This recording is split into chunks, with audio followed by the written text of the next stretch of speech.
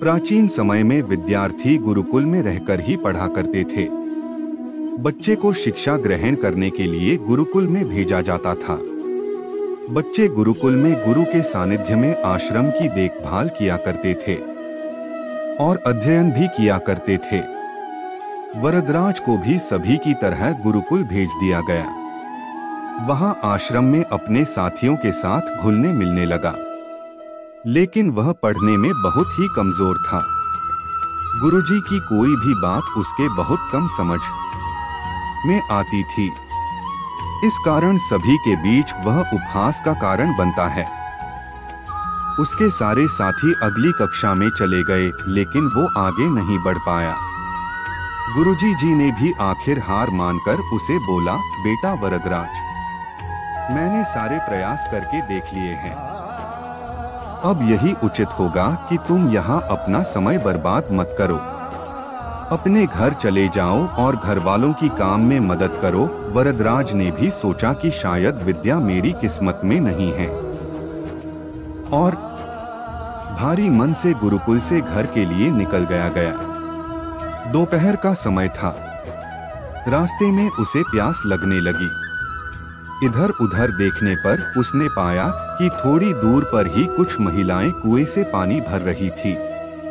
वह कुएं के पास गया। वहां पत्थरों पर रस्सी के आने जाने से निशान बने हुए थे। तो उसने महिलाओं से पूछा, यह निशान आपने कैसे बनाए? तो एक महिला ने जवाब दिया, बेटे, यह निशान हमने नहीं बनाए। यह तो पानी खींचते समय इस कोमल रस्सी के बार बार आने जाने से ठोस पत्थर पर भी ऐसे निशान बन गए हैं। वरदराज सोच में पड़ गया। उसने विचार किया कि जब एक कोमल से रस्सी के बार बार आने जाने से एक ठोस पत्थर पर गहरे निशान बन सकते हैं, तो निरंतर अभ्यास से मैं विद्या ग्रहण क्यों नहीं कर सकता।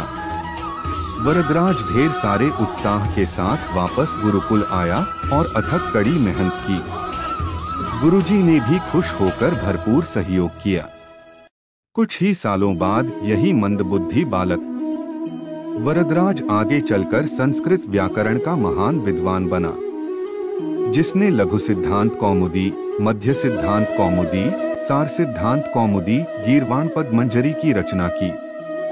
शिक्षा, मोरल दोस्तों, अभ्यास की शक्ति का तो कहना ही क्या है। यह आपके हर सपने को पूरा करेगी। अभ्यास बहुत जरूरी है, चाहे वो खेल में हो या पढ़ाई में या किसी और चीज में। बिना अभ्यास के आप सफल नहीं हो सकते हो। अगर आप बिना अभ्यास के केवल किस्मत के भरोसे बैठे रहोगे, तो आखिर में आपको पछतावे के सिवा और कुछ हाथ नहीं लगेगा। इसलिए अभ्यास के साथ धैर्य, परिश्रम और लगन रखकर आप अपनी मंजिल को पाने के लिए जुट जाएं।